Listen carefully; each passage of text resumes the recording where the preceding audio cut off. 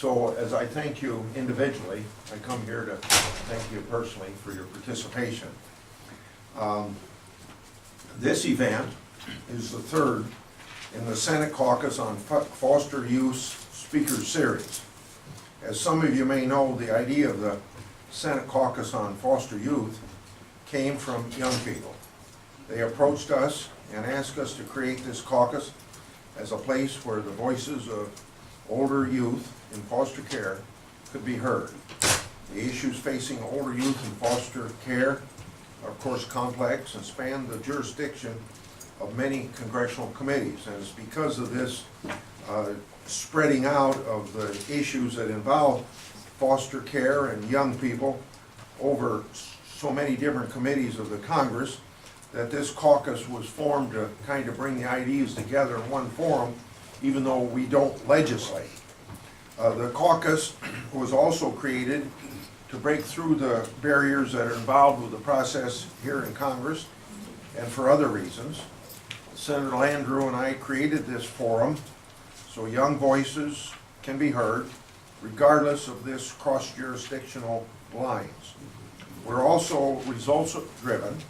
A number of policy suggestions from our call to action of 2 years ago, well, maybe more like 18 months ago, have found their way into legislation signed into law.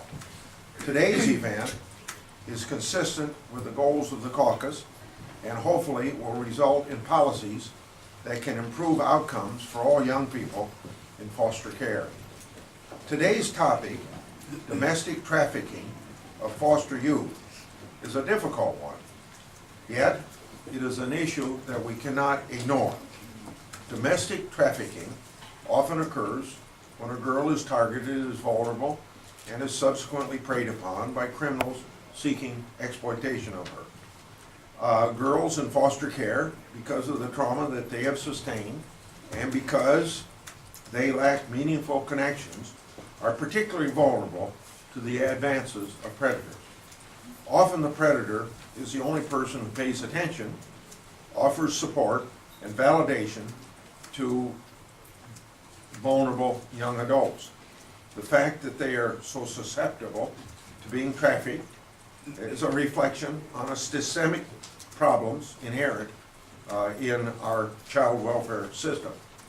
So as you will have introduced to you soon or maybe already have been introduced, this afternoon we and you will hear from two incredibly brave survivors of trafficking, Tawny and T.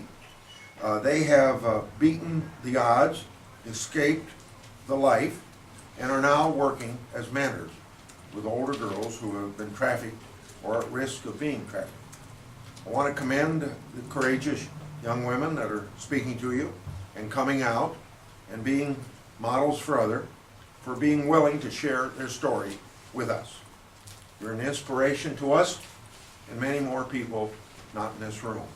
And the message of this caucus will be to get your message out.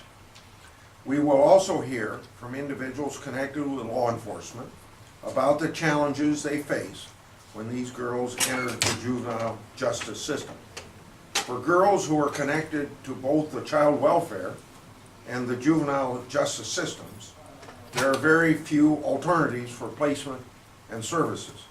If they are returned to the foster home, more often than not, they will run.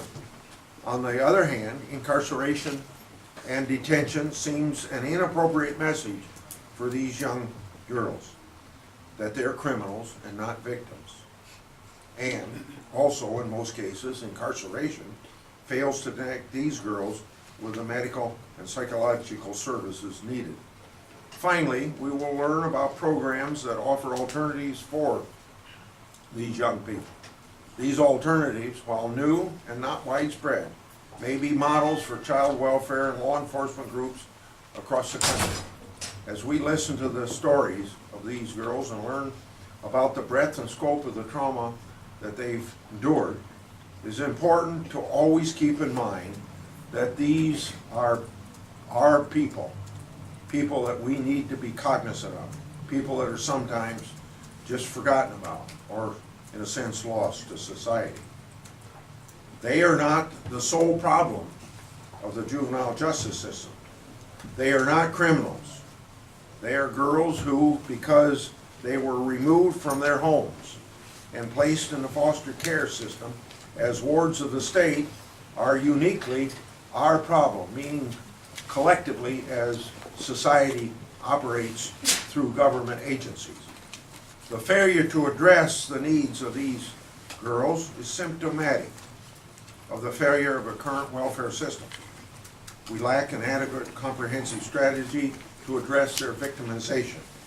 Simply put, we need to improve the system in order to appropriately and effectively address the needs of all the children and youth who enter or have interaction with the child welfare system.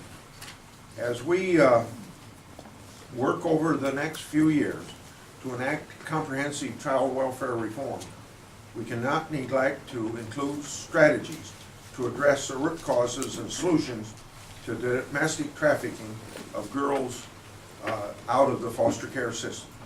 Today's event will help highlight this need and lead us to the solution. I thank all of you interested persons in the audience for coming, because not only being an ear, but my bet is you're turned out to be activists very much, and maybe already activists, to help us with this problem. And for all on the panel, I say thank you for coming, to be willing to engage, but most importantly, the people that have their own personal stories to tell. That's probably difficult for them to tell, but they're willing to tell because they know that it's got a problem that it's got to be solved, and they're a solution to that problem. So thank you all very much.